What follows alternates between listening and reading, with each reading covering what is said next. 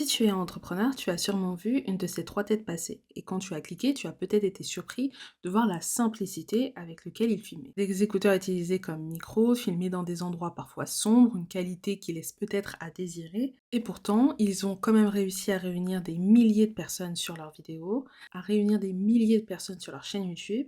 Et en réalité, ce n'est que le début. Alors pourquoi ces fondateurs qui font techniquement des vidéos qui ne sont pas censées fonctionner vont retourner la plateforme? Et surtout reste jusqu'à la fin car je vais te dire si tu devrais les reproduire ou pas ce genre de vidéos et la réponse va peut-être t'étonner. Guillaume Moubèche a ouvert le bal en postant sa première vidéo sur sa chaîne en français en février 2025 et en à peine 3 mois, il a cumulé plusieurs milliers d'abonnés, plusieurs centaines de milliers de vues avec un format simple et brut, lui et sa caméra. Alors il faut comprendre une chose, le format brut ne vient pas d'arriver, au contraire, ça fait déjà quelques années qu'on peut le voir de plus en plus s'étendre sur YouTube, et un créateur qui me vient en tête comme ça, c'est Samsoulek. Samsoulek qui est un créateur là pour le coup plutôt dans le sport, et qui justement, Samsoulek, fait des vidéos longues où il s'entraîne, il a quand même une certaine carrure, il a un certain physique, forcément qui est extraordinaire, surtout pour son âge, et qui du coup a attiré. En fait, ce format brut vient en opposition aux vidéos hyper montées, avec un montage hyper rapide, comme par exemple MrBeast a pu le faire. En fait, on se dirige de plus en plus vers une sorte de montage minimaliste. Pas forcément brut et sans montage, mais en tout cas quelque chose de plus minimaliste. Et d'ailleurs, MrBeast, on peut le voir, hein, ses vidéos, en termes de rythme, c'est un peu plus long. Ça veut pas dire que c'est moins long, voire brut net, mais en tout cas, qu'il a réduit le pacing. Parce qu'avant, il avait un pacing qui était très très très très très très rapide. Et en fait, à chaque fois, c'est ça hein, qu'il faut se dire, c'est que en fait, on a des tendances et souvent la tendance suivante, c'est juste la contre-tendance de ce qui se passait avant. Et en fait, les gens cherchent aussi un peu plus de naturel, quelque chose qui va plus lentement, parce qu'ils ont aussi affilié ce montage hyper rapide à de l'abrutissement. Parce que ce montage hyper rapide est aussi arrivé avec TikTok, parce que justement, pour garder l'attention des personnes, il fallait aller vite, et ça, sur une vidéo courte. Et donc, en fait, on a tout simplement transposé ça sur YouTube. On prend ça, du coup, pour de l'abrutissement, et indirectement, en tant qu'entrepreneur, ça fait aussi, du coup, beaucoup moins professionnel. Et si vous regardez bien, donc là, de manière générale, en dehors de ces trois fondateurs, les vidéos dites professionnelles, c'est souvent des vidéos qui sont assez minimalistes en termes de montage. La promesse, elle est là. Quand tu viens pour regarder une de leurs vidéos, tu viens pour le fond et pas pour la forme. Tu ne cherches pas à être diverti, tu cherches à apprendre quelque chose. La structure est souvent la même, ils posent leur caméra et ils développent une seule idée, et je dis bien une seule idée, et ça pendant 10 à 20 minutes. On va à l'essentiel, voire on va dans l'actionnable, et tu en tires une vraie valeur ajoutée. Et surtout ici, l'objectif, c'est que tu n'entendes pas la même chose que tu as entendu plein de fois sur d'autres chaînes YouTube.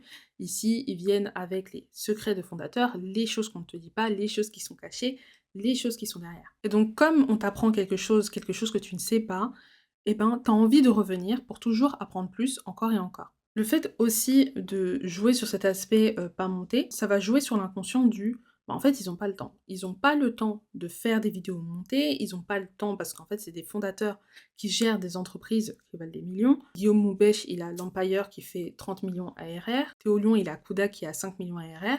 Et si j'ai bien compris, Grégoire avec OnlyDust, là, ils sont à peu près à 2 millions. Donc, c'est des hommes qui sont occupés. C'est des hommes qui n'ont pas le temps et qui, pour autant, prennent le temps de poster des vidéos sur YouTube. Et en fait, les personnes qui les regardent ont conscience de la valeur de leur temps. Et du coup, en fait, ils ont conscience que les regarder et le fait qu'ils postent déjà sur YouTube, c'est une chance. Et donc, en fait, ça va jouer sur cet inconscient où les gens, ils vont déjà juste être contents de pouvoir voir cette vidéo parce qu'ils se disent, mais rien que ça, déjà, c'est super. C'est comme si demain, Xavier Niel, Bernard Arnault, par exemple, décidaient de faire des vidéos sur YouTube. Tu ne prendrais pas en compte la qualité de la vidéo parce que tu sais déjà que juste le fait qu'ils fassent une vidéo, c'est quelque chose. 3, ils ont rien à vendre, du moins, ils ont rien à vendre de manière directe. Ici, ils viennent juste pour partager leurs connaissances, pour partager leurs pensées, parce que en vrai, Théo Lyon, c'est plutôt ça. Il vient surtout partager peut-être des réflexions philosophiques, des idées. Il y a zéro attente, et du coup, du point de vue du spectateur, ça change tout. On va se sentir beaucoup plus en sécurité, si je peux dire ça comme ça,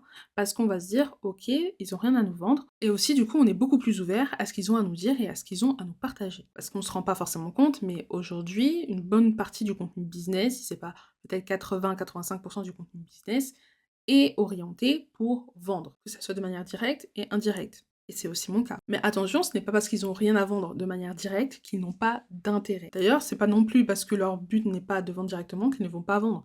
Par exemple, en regardant Guillaume, peut-être certains ont eu de la sympathie pour lui et se sont dit qu'ils allaient prendre un abonnement Lemlist. Si quelqu'un aime la vision de Théo, et ben s'il doit chercher demain une agence d'acquisition, il va peut-être passer par Kudak. Si je vais à San Francisco et que je connais potentiellement des gens intéressants, je vais peut-être contacter Grégoire. Et donc en fait, on se rend pas compte, mais ça aide. Ça peut aider au branding, à l'image qu'on a de l'entreprise de manière générale. Donc là, on est vraiment sur du founder-led content, donc vraiment du contenu créé par les fondateurs. Mais ça peut aussi aider, par exemple, et ça c'est hyper important, dans la recherche de talent, dans le recrutement. Ça va nous aider à avoir des personnes qui veulent vraiment travailler avec nous parce qu'ils sont alignés à notre vision, à notre manière de penser, etc. Ça peut nous apporter des opportunités. Ça peut nous crédibiliser auprès d'un certain secteur, auprès de certaines personnes. Ça permet aussi d'être vu de manière plus professionnelle. C'est d'ailleurs l'une des dernières vidéos qu'a fait Grégoire sur pourquoi il a décidé d'arrêter LinkedIn. Ça lui permet d'attirer des personnes qui sont aussi beaucoup plus intéressantes. Et en même temps, le fait d'être moins concentré sur la vente, ça permet aussi au spectateur de se sentir beaucoup plus proche de la personne. Et ça, en réalité, c'est un vrai atout. Et donc, face à ça, on pourrait se dire que c'est la nouvelle méta, c'est la nouvelle chose à faire. Et d'ailleurs, j'ai vu un commentaire sous le post de Grégoire Gambato où il disait arrêtez LinkedIn, dire ah, mais tous les marketeurs nous disent l'inverse, mais peut-être que c'est ça qui marche aujourd'hui. Et là, ici, je vais te mettre un petit trigger warning. Alors, on peut avoir cette impression, effectivement, mais en réalité, c'est pas si réel. Et c'est déjà des choses qui se disaient au moment où Sam Soulek a commencé à se faire connaître. Tout le monde avait l'impression que c'était the way to go, que c'était la manière de réussir sur YouTube. La vérité, c'est qu'on a une personne qui réussit pour 100 000 personnes qui ont copié sa méthode. Souvent, les personnes qui réussissent dans ce format, c'est parce qu'ils ont une particularité qui fait qu'on va la regarder. Sam Soulek, par exemple, c'est le fait qu'il avait un physique très impressionnant et du coup, les gens voulaient savoir comment il s'entraînait. Ce n'était pas un homme moyen. Ici, on est sur des profils similaires. Déjà, dans un premier temps, des personnes qui sont connues, plus ou moins connues en tout cas, dans leur sphère. Donc, ils ne partent pas de zéro, qui ont des business qui ont déjà été validés, qui sont connus et qu'on peut aller rechercher. Il y a un track record. C'est des infos qui sont facilement vérifiables. Alors forcément, quand ils arrivent, ça marche. Aussi parce que ce n'est pas n'importe qui devant la caméra. Si demain tu viens avec ta caméra de manière un peu random et qu'on te connaît pas et qu'on sait pas ce que tu fais avec ton entreprise, etc., et que voilà, tu sors un peu nulle part, et ça, sans montage, sans cut, sans rien, il y a de fortes chances que tu ne rencontres pas le même résultat. Et surtout, un point important, ce sont des personnes qui s'expriment aussi déjà bien devant la caméra, pour la simple et bonne raison que ça fait des années qu'ils créent déjà du contenu, que ça soit Théo Lyon, Grégoire Gambato ou Guillaume Moubèche. Ils ont du coup cette facilité à parler devant la caméra, à maintenir cet engagement sur du long terme, et ça sans coupure, sans montage, sans cut, et ce n'est pas accessible à tout le monde. Alors si tu n'es pas dans leur cas, il y a de fortes chances que ce genre de format ne soit pas adapté à toi. Mais ça ne veut pas dire qu'il n'y en a aucun.